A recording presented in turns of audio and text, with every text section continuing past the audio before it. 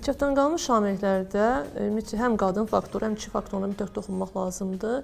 Özəlliklə erkən inkişafdan qalmış hamiləliklərdə, erkən dediyimiz özəlliklə 8 həftəyə qədər, belə deyək də, xanım hamilə qalır, heç dölün, rüşeyimin ürək döyüntüsünü eşitmədən hamiləlik ikisi baş verir.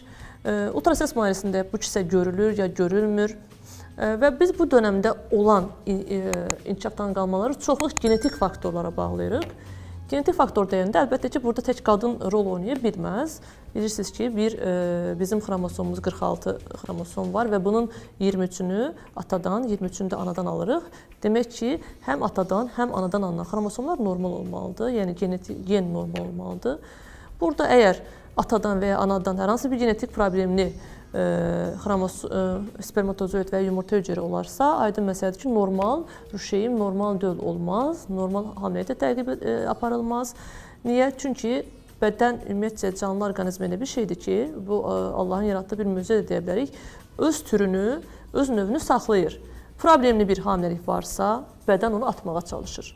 Deyelim 6-7 həftəlik bir hamiləlikdir, genetik problemli bir hamiləlikdir, həyatla bağdaşmayan bir canlı var içəridə və bədən bunu atır. Əlbəttə öncə ürək döntüsü olmur və bədən bunu atır, biz bunu inkişafdan qalmış hamiləlik sayırıq. Demək, dediyimiz kimi xromosomu həm atadan, həm anadan aldığımız üçün inkişafdan qalmış hamiləlik genetik faktorlu bir səbəbdirsə, bu zaman həm ata ilə ilgili ola bilər, həm də ana ilə bağlı ola bilər. Demək ki, neymiş? İnkişafdan qalmış hamiləlikdə tək qadın faktoru deyil, kişi faktoru da önəmlidir.